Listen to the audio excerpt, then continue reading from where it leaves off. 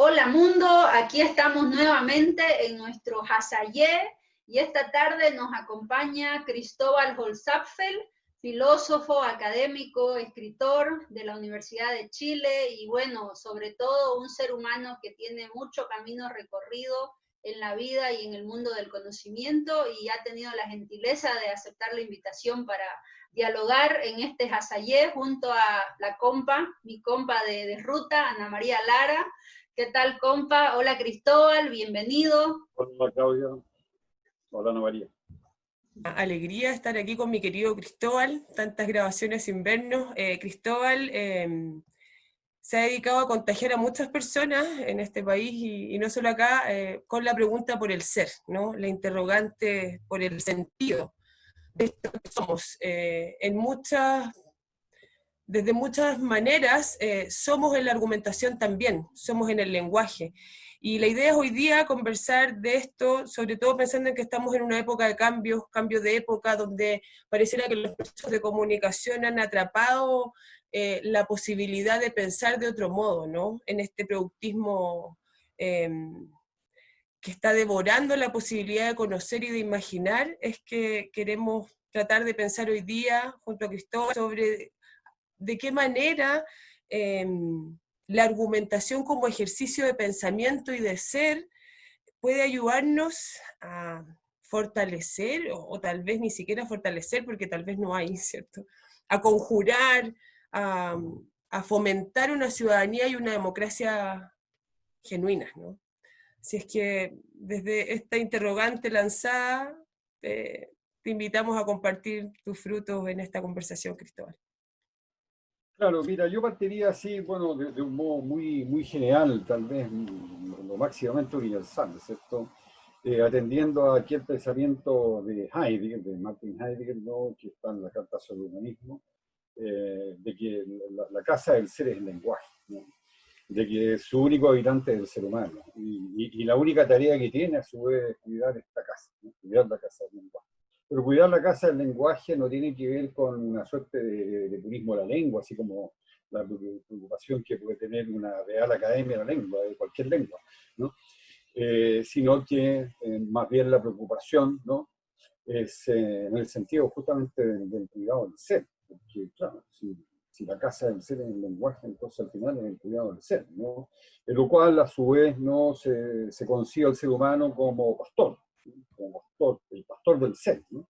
Ha llegado la hora, dice Heidegger, marcando un contrapunto, bueno, curiosamente con Nietzsche, digamos, ¿no? Un contrapunto, con el cual él tiene mucha cercanía, pero también marca algunas diferencias que son fuertes, como en este caso, ¿no? Entonces, dice, citando ahí una frase de Nietzsche, ¿no? El ser humano, y digo ser humano porque en general en los textos aparece la palabra hombre, pero hoy en día, digamos, ¿no? Por todos los cambios que han habido en el mundo, ¿no? Entonces es preferible siempre hablar de ser humano, ¿no? Entonces dice, el ser humano, en alemán de hecho se respeta la distinción, porque en alemán es Mensch, ¿no? Y Mann es hombre, ¿no? Bueno, entonces este Mensch, este ser humano, no es más el señor de la tierra, sino que ahora es el pastor del ser. O sea, su tarea no es dominar, su tarea es cuidar, ¿no? Y bueno, parto por eso, ¿no? Porque eso como que nos permite, yo diría, dimensionar el tema, ¿no? Bueno, a mí me ha interesado, como dice Ana María, particularmente, entre otras cosas, ¿no? El tema, digamos, ¿no? De la retórica, y junto con ello, en particular, con un énfasis en la argumentación, es decir, como una retórica argumentativa, ¿no?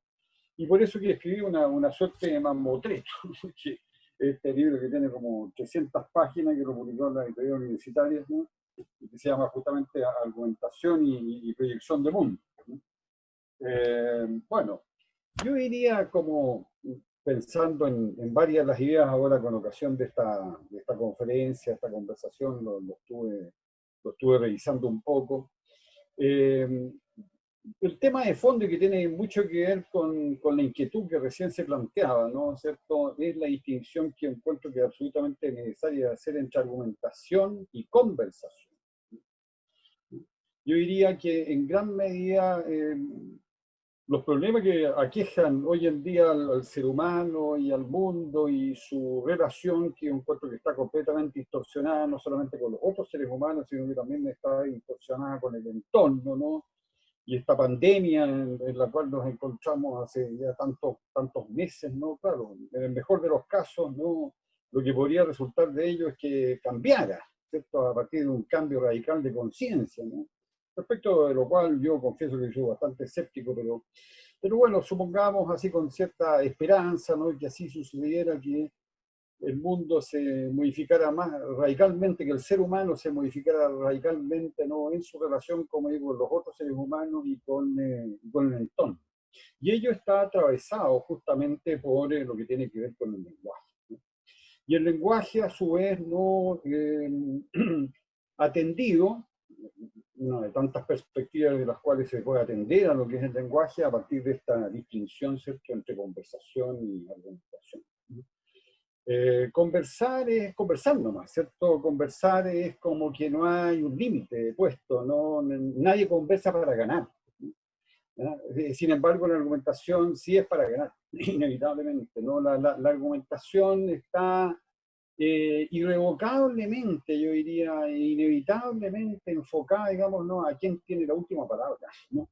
En toda argumentación siempre se está tratando, claro, de llegar a una verdad y, claro, es una tarea, si se quiere, infinita, ¿no? Y a lo mejor justamente porque es infinita se pretende arbitrariamente ponerle límite a eso, ¿no? Como para conformarnos siempre con algunas verdades que siempre van a ser inevitablemente a medias, ¿no? ¿Ya?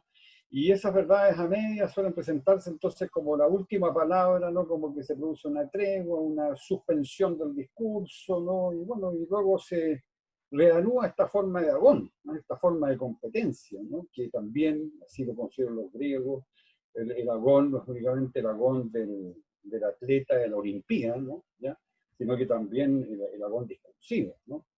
Quién es el que habla mejor, y eso tiene mucho que ver con, por ejemplo, los sofistas, ¿no? En la filosofía griega, ¿ya?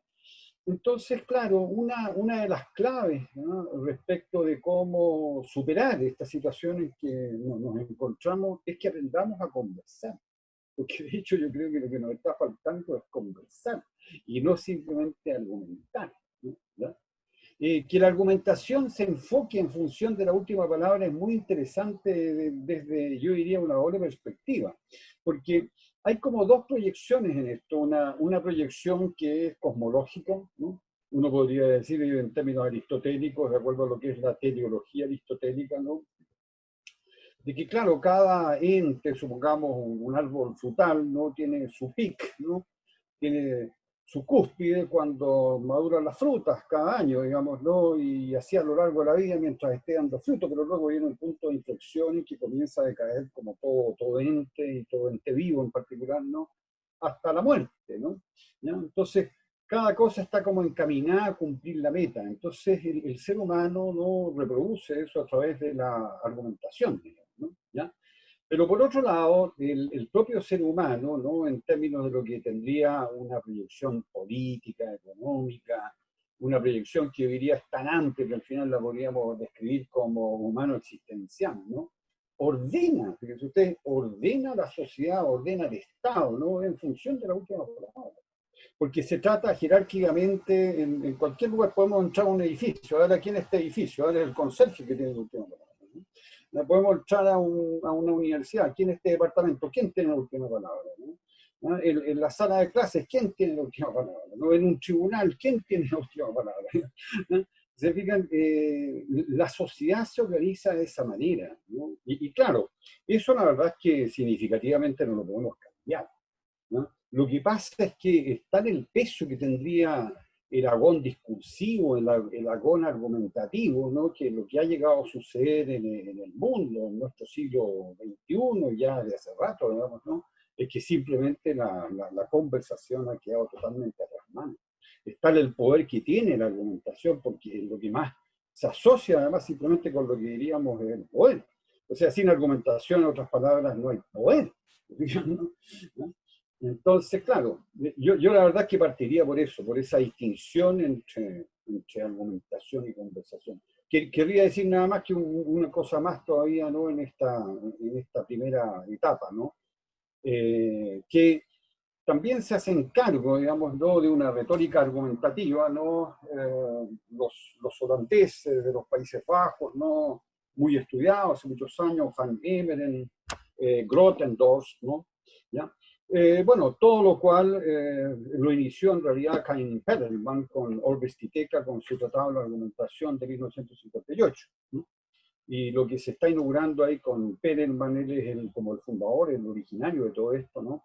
El que se lleva todas las medallas de oro, diría yo, ¿no? Si somos como bien objetivos, es el que produce el poderosísimo giro, que hasta cierto punto está anunciado en el segundo libro de la retórica de Aristóteles. Algo hay como una pincelada que hace Aristóteles sobre esto. Aristóteles también intuye que debería ir por ahí la cosa, ¿no? Que la retórica no puede ser simplemente una retórica persuasiva, porque la retórica persuasiva, como es la retórica tradicional, nunca reconoce al otro como un interlocutor válido, ¿no? Y claro, tiene un poder enorme, que acá a lo largo de toda la historia, ¿no? ¿Ya? Y no se trata únicamente de que al niño tenemos que persuadirlo, sino que al ciudadano se lo considera como un niño, ¿cierto? No como un interlocutor válido, ¿no? Y a través de la publicidad, ¿no?, al televidente, que si yo tampoco se lo está reconociendo como un interlocutor válido, digamos, ¿no? Porque se trata simplemente de persuadirlo respecto del jabón, de la lavadora, del computador o de lo que sea que está vendiendo en una multitienda, digamos, ¿no? ¿Ya? Y a veces ocurre que uno va a la multitienda, al supermercado, digamos, ¿no?, y compra una pasta de dientes, ¿no?, y resulta que la caja es la mitad del tubo de pasta, ¿no? O sea, a tal punto es el engaño, digamos, ¿no?, que se le hace al consumidor, digamos, y uno cuando llega a la caja se da cuenta, ¿no?, bueno, ¿qué estoy comprando aquí? Me están engañando, ¿no? Lamentablemente cuando recién llegas a la casa te das cuenta de lo que compraste, cuando recién abriste el paquetito, ¿no? ¿Ya? Entonces, claro, es muy tremendo y muy relevante y por supuesto muy a favor de lo que es la retórica, ¿no?, en la medida que se produce el giro perelmaniano, ¿no?, hacia una retórica argumentativa, ¿no? Pero habría que agregar, esa es mi posición por lo menos al respecto, digamos, ¿no?, de que claro, respecto a la retórica hay varias posibilidades de que la retórica caiga en descrédito. Una que es bastante elegante, ¿no?, bastante elegante, y que es la retórica como ornato. ¿Y cómo no? El ornato, el mero ornato del discurso, de la palabra, del benedicendi, ¿no?, del buen decir, del hablar bonito, bueno, resulta que, bueno, eso se nos enseña en el colegio, el jardín infantil para adelante, la retórica como ornato, y tiene su justificación, pero obviamente que también contribuye al descrédito de la retórica, ¿cierto? Porque entonces a lo mejor estamos simplemente con un balinismo más, digamos, ¿no? ¿Ya? Y también muy ligado a la persuasión, porque entonces a través del hablar bonito, ¿no?, convencemos al otro, en fin, de cualquier cosa. Luego la otra posibilidad obviamente es la de la persuasión, que es la que está atendiendo Perelman, ¿no? ¿Ya? Pero luego diríamos, ¿no?, que lo que habría que agregar es de que una retórica meramente argumentativa tampoco nos salva del descrédito de la retórica. Porque, y eso es lo que ocurre en nuestro mundo, si aguzamos bien la mirada, digamos, ¿no?, respecto al coronavirus, o sea, se fijan ustedes en esta situación, en esta pandemia, está lleno de expertos, y cada experto dice una cosa totalmente contradictoria que el otro. Y resulta que lo que dice un experto trae como consecuencia la muerte de mucha gente, o sea, es así, y lo que dice el otro experto también, ¿no?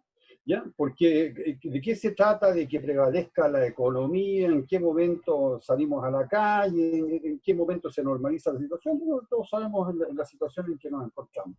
Entonces, claro, ¿y qué es lo que hay detrás de todo ello? Una retórica argumentativa de este experto o del otro experto. Entonces, se fijan, tampoco uno puede cifrar las esperanzas.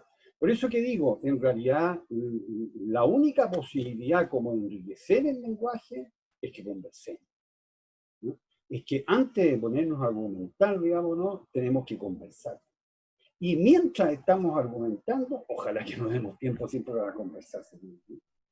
Para mí esa es la única salida realmente convincente.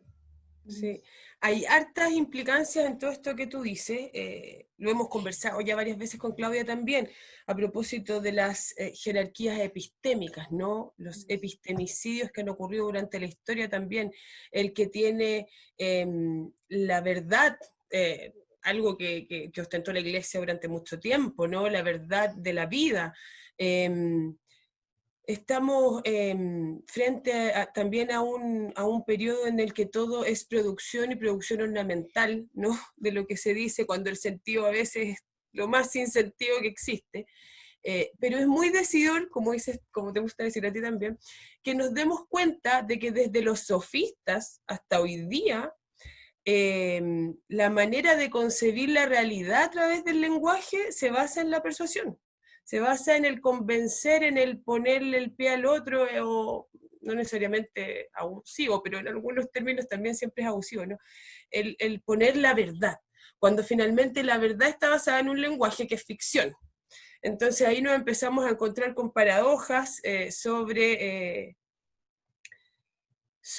vicios que han caído en el conocimiento, ¿no? Cuánto conocimiento no se comparte, cuántas cosas son catalogadas de conocimiento cuando en realidad no son más que repetición y perpetuación de un modo de ser, y empiezan a haber expertos, y nosotros sobre todo en Latinoamérica no sufrimos el peso de expertos que desde otras culturas y desde otros mundos inventan políticas de desarrollo, políticas para la superación de la pobreza, políticas de alfabetización, ¿no?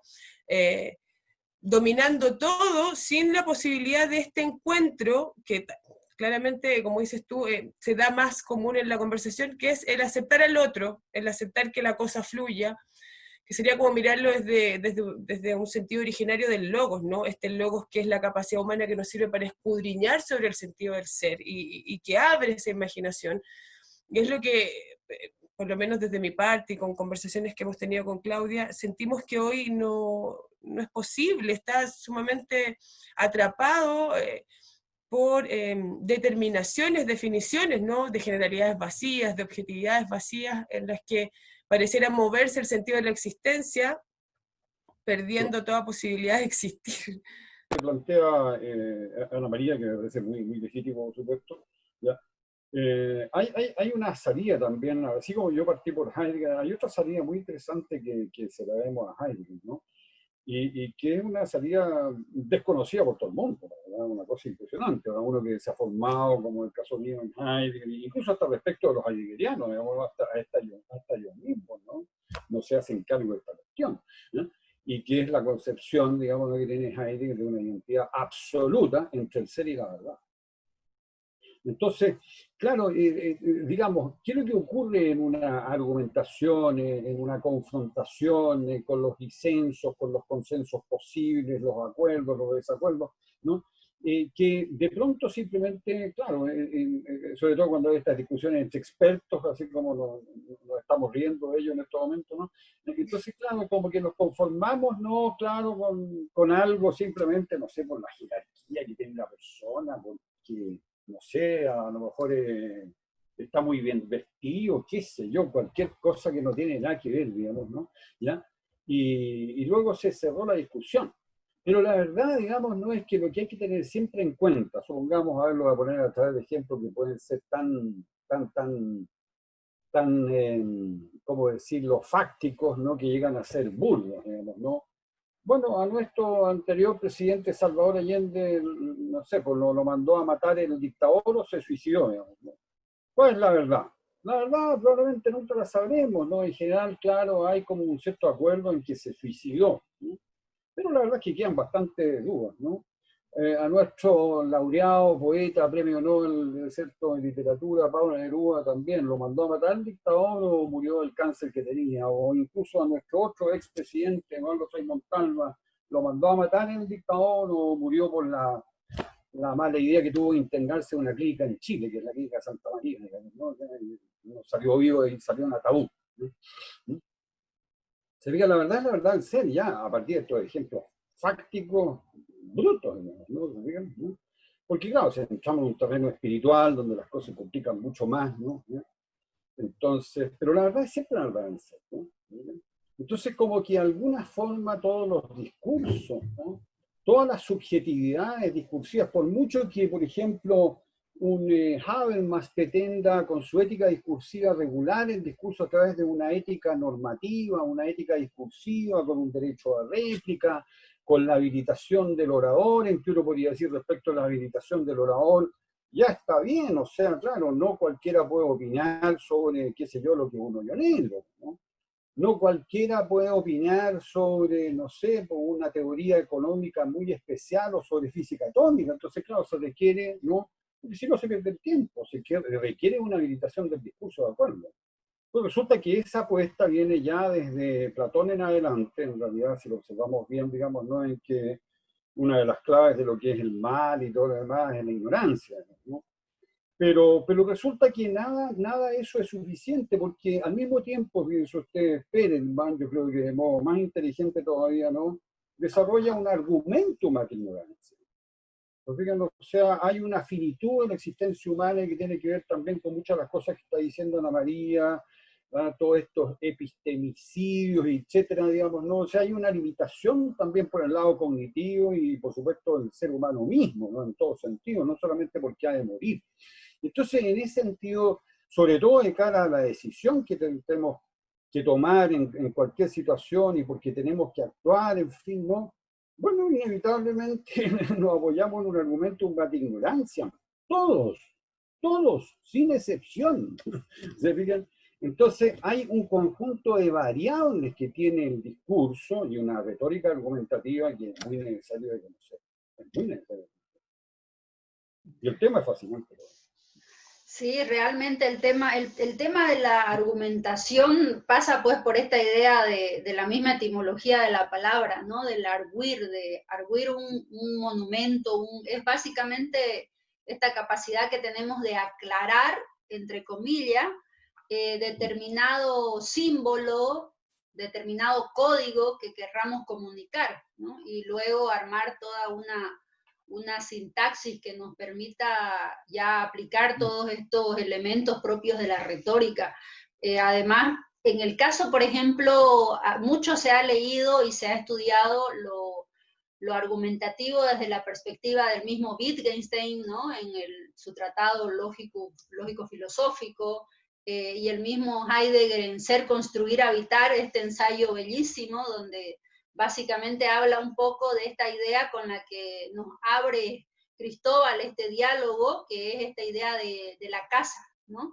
La casa del ser es el lenguaje, y ya no somos los que damos las órdenes hoy por hoy, como bien lo menciona Cristóbal, somos los que pastoreamos un poco esos códigos, esos lenguajes, y ahora parece que somos o es la meta a la que queremos llegar, porque por momentos con todo el tema de los expertos en determinadas disciplinas o en determinados problemas, pareciera que hay una pretensión de ordenar todavía y un afán de insistir en esta lógica jerárquica del diálogo y del argumento per se, ¿no? El mismo tema que hoy nos convoca es argumentación y ciudadanía.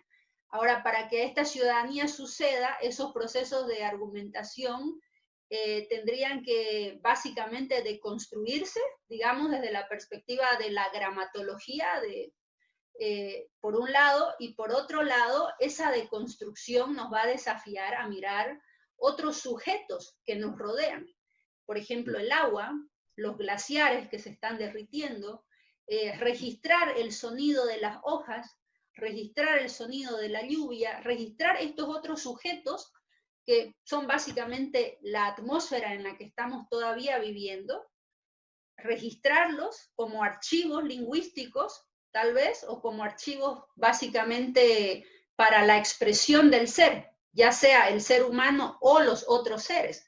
Entonces yo siento que a lo largo de estos años de historia en torno a la retórica, mientras yo los escuchaba, me acordé del mismo Aristóteles en la poética, ¿no? Recuperar esta idea, pasar de la retórica a la poética y recuperar esta idea de la poiesis, del acto creativo per se, constante, latiendo en nosotros para conversar, ¿no? Y además jugar un poquito con esta idea de la conversar, ¿no? Cada uno tira su verso, por así decir, ¿no? Entonces, No. y en este sentido, claro, tal vez vamos a lograr generar unas instancias más horizontales, aunque tal vez eso sea simplemente una ilusión, como pasó con los mismos derechos culturales que se conquistaron, entre comillas, en los años 90. Nos dieron unos derechos, ¿no? Unos derechos para los pueblos originarios, unos derechos para las mujeres. Pero es que ¿nos dieron realmente algo o simplemente se armó una buena argumentación, una buena retórica y pareciera que algo cambió, pero en realidad las intersubjetividades siguen siendo jerárquicas? Entonces, la pregunta que nos tendríamos que hacer es, ¿cuándo vamos a estar listos para salir de este juego?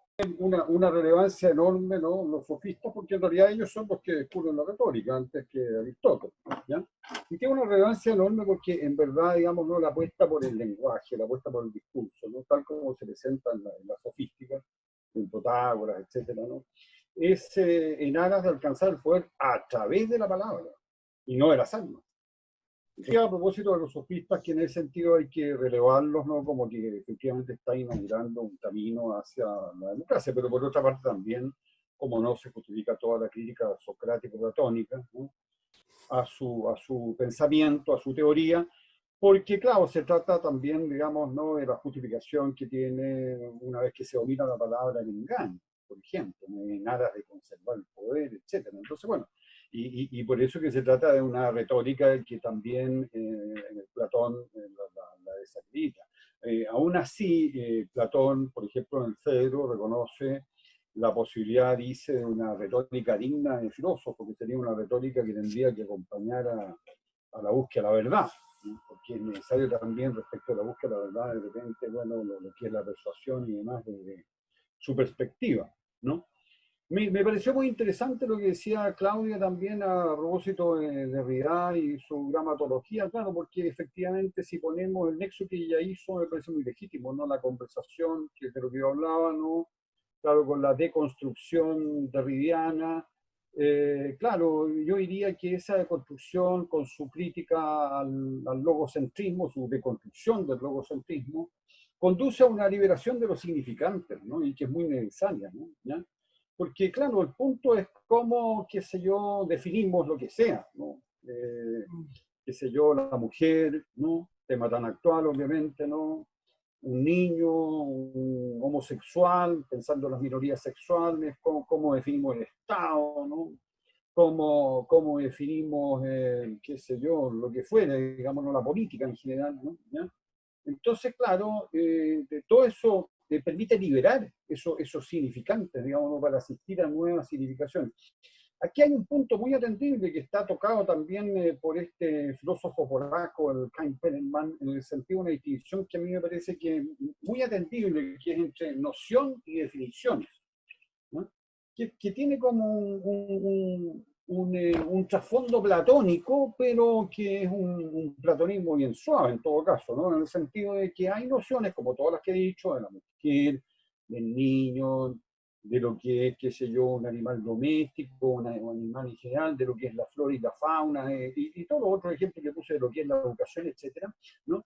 Entonces luego va a haber un juego, ahí entramos también en lo de Wittgenstein, de la caja de herramientas, ¿no?, los juegos del lenguaje. Hay un juego, ¿no?, un juego de definiciones, por decirlo así, eso tiene que ver con algo lúdico, porque lo lúdico, yo diría, es siempre, también me preocupaba mucho el tema del juego, la filosofía del juego, ¿cierto? Lo lúdico es siempre lo que tiene juego, valga la redundancia, lo que abre un espacio, ¿no? Entonces aquí se trata de, con el lenguaje, con esta caja de herramientas, ¿cierto?, de abrir esos espacios. Entonces, yo creo que es muy, muy interesante también esa conexión con Derrida, y se puede hacer la relación con lo que es esa distinción entre noción y definición, ¿no? Una cosa más que es muy interesante, que es muy atendible para todo lo que estamos diciendo, ¿no? Dentro de los tantos argumentos que cabe analizar con apoyo en este filósofo polaco, ¿no?, hay unos que son de sucesión, ¿no?, y que tienen que ver con lo que sería el argumento teleológico que viene de Aristóteles, o sea, yo hago esto en función de esto otro, porque estoy persiguiendo metas, finalidades, y qué sé yo, y de alguna manera el mundo, la sociedad, una empresa, una universidad, incluso, qué sé yo, se organiza de esa manera, una universidad por lo menos desde un punto de vista administrativo, ¿no? porque otra cosa es preguntarse por lo que sería la esencia de la universidad, que se nos lleva como en otra dirección. Y hay otro tipo de argumentos, ¿no?, que se llaman de enlace, que son como de simultaneidad, porque sería enlace de coexistencia, y como se trata de un triple enlace, yo los llamo así, el triple enlace de coexistencia entre la persona, que sería el sujeto de discusión, la persona, ¿no?, y ciertos actos que realiza, la persona y ciertos discursos que se esperan de ella, y la persona, digamos, ¿no?, y ciertos grupos que uno esperaría con los cuales ella tiene afinidad. Ese es el argumento del triple enlace, que si ustedes lo analizan, ¿no?, constituyen como la base en términos comunicacionales, digamos, ¿no?, de toda sociedad. Yo, por ejemplo, Ana María, bueno, la conozco ya hace varios años, entonces más o menos yo ejercito, aunque sea de un modo casi inconsciente, ¿no?, este enlace, en el sentido, digamos, que si la estoy viendo aquí en la pantalla, a través del Zoom y demás, ¿no? ¿Ya? Hay ciertos saltos que calzan perfectamente con ella, una vez más que estamos aquí conversando, hay ciertas cosas que ella está diciendo que calzan con ella, digamos, y hay ciertos grupos, como lo que tiene que ver con Claudia y, digamos, esta cosa maravillosa que tienen ustedes, que han formado Yasayé, que parece que lo ha formado Claudia principalmente, ¿cierto? ¿Ya? Entonces, claro, todo encaja. Pero puede ocurrir también, ¿no?, de que de pronto algo no encaje. Entonces, eso es lo propio de una sociedad, diríamos, democrática, como sociedad dinámica, ¿no?, que de pronto, digamos, no, claro, Ana María, perdón que ponga ejemplo, como ejemplo Ana María, perdóname Ana María, pero podría ser Claudia, que a pesar de que Claudia la vengo recién conociendo, pero en fin, o cualquier otra persona, ¿no? De pronto me encuentro con esa persona, digamos, ¿no?, y resulta que es hippie, digamos, ¿no?, y era una persona completamente conservadora, ¿no? De pronto me encuentro con esa persona que hasta ahora era heterosexual y resulta que es homosexual ahora, digamos, ¿no? De pronto me encuentro con esa persona y resulta que en vez de ser ingeniero abandonó todo, digamos, ¿no?, y ahora está pintando, ¿no? Bueno, eso es lo propio de una sociedad democrática, ¿no? O sea, volvemos a lo mismo, a lo de la conversación, a la liberación de los significantes y demás, ¿no? Hay sociedades que son democráticas y dinámicas en este sentido, y hay sociedades que son autoritarias, ¿no?, y dictatoriales, en que el triple enlace tiende a ser fijo y definitivo. Y más encima, el gran hermano que siempre está arriba está controlando la situación, digamos, ¿no?, para que esos enlaces sean definitivos. Tremendas ideas, Cristóbal. La verdad es que, claro, por más que queramos, la dimensión material y simbólica de las relaciones sociales es el lenguaje, se da por el lenguaje. Y hemos estado acostumbrados, nos hemos metido por el camino de las definiciones, con siglos detrás, no de fracaso esto, en donde ya podríamos estar en tiempo de empezar a abrirnos a nociones, enlazar nociones, más que seguir persiguiendo definiciones de orden, ¿no? Nosotros también hemos conversado con Cristóbal en otras ocasiones sobre esta necesidad de una conciencia, de una nueva conciencia que asuma la variedad como un estado del ser, digamos, que nos vayamos en la ambigüedad, ¿no? A mí me gusta la palabra funambulismo, el que hace equilibrio en la cuerda floja. Cómo a partir del lenguaje y de la argumentación también aceptamos hoy día el funambulismo entre nociones. Está buena, me gustó. Porque lo que yo veo es que la imaginación, la posibilidad de pensar el tiempo situado, que es algo que hablábamos también la semana pasada con quienes nos acompañaron, ¿no? La posibilidad de imaginar otros modos de ser desde un tiempo situado pareciera muy vetada por la manera en la que usamos el lenguaje hoy día. No hay posibilidad de diluir la creatividad, ¿no? La creatividad hoy día está súper atrapada por la producción también, en fin, y ahí limitada por jerarquías epistémicas y semánticas, ¿no? Así es que yo me quedaría hoy día con esta necesidad de despertar una conciencia que valore la variedad, la alteridad absoluta, radical, ¿no? Que dejemos de definir, que empecemos a abrirnos a nuevas nociones o a repensar las nociones que son tan antropocéntricas, ¿no?, e inmediatistas, que nos han determinado en el mundo cultural y social como seres humanos. Claudia. Sí, Completamente. sin duda, el desafío y bueno, los frutos que nos ha traído Cristóbal son exquisitos y de diferentes territorios además, ¿no? Ha viajado hasta por la Mesopotamia, por el antiguo imperio de Constantinopla, por último, a Latinoamérica. Entonces hemos navegado a partir de los autores referenciados por Cristóbal, por Ana María, y en este diálogo que hemos recorrido desde las Hassayé. Y claro, yo coincido con la conclusión de Ana María. El reto, creo que en esta idea de la argumentación y la ciudadanía, para decir realmente que estamos viviendo en democracia, aunque igual va a seguir siendo simplemente un decir, porque no hemos logrado pues aceptar a esas diversidades de argumentos que coexisten. Consciente o inconscientemente hay diversidad de argumentos coexistiendo desde hace siglos, y como dice la misma Silvia Rivera Cusicanqui, ¿no? El desencuentro ontológico sigue siendo una realidad nuestra. Es más real ese desencuentro ontológico entre significantes y significados que el mismo sentido democrático en el que, digamos, pretendemos coexistir. Entonces, hay mucho camino por recorrer todavía, y yo creo que lo que podría aportar en ese camino es precisamente la apertura a escuchar al otro sin las etiquetas y sin los prejuicios que preestablecemos antes de escuchar al otro. Oye, perdón, pero además de escuchar al otro, a nosotros permitirnos ser otros, que también exactamente, es tal cual. Era hippie, ahora eres con, no sé, punk. Tal cual, la vida, ¿no?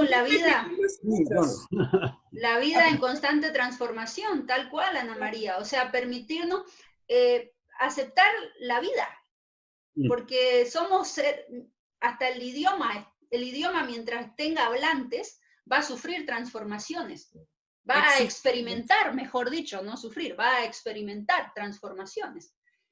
Cada uno de nosotros en determinadas etapas y de acuerdo a determinadas condiciones y experiencias por las que atravesamos, nos vamos deconstruyendo conscientemente o no. Y el tener la posibilidad de aceptar esa transformación en uno mismo, yo creo que ese es el camino que nos toca recorrer, y en ese sentido el sistema educativo, las mismas políticas culturales, los mismos derechos humanos tienen tremendos desafíos, porque los mismos marcos jurídicos, culturales, educativos, emanados en los años 90, están súper desactualizados en relación a las transformaciones de conciencia que tienen las generaciones actuales de 18, 20 años, nosotros mismos, ¿no? Mis mismos tíos, abuelos de 60 para arriba, que están aquí en este planeta, igual están experimentando otras transformaciones en su ser, en su conciencia. Entonces, yo diría que estamos frente a una actualización in situ de lógicas de argumentación, de significantes y significados, ¿no? Bueno, como dijo Fernando Calderón, sociólogo boliviano, en algún momento él con Castel hablaban de las gramáticas del desarrollo humano, dicen en su libro Navegar contra el viento, ¿no? Interesante material. Entonces, eso, nos vamos a quedar como con estas ideas para seguir navegando, recorriendo el próximo Hassayé. Cristóbal, muchas gracias por aceptar la invitación. Gracias a ustedes. Feliz de compartir con ustedes. Gracias por haber compartido con nosotros. Y bueno, nos vemos en la siguiente ruta en el Hassayé el próximo sábado. Que tengan una buena tarde todos. Gracias.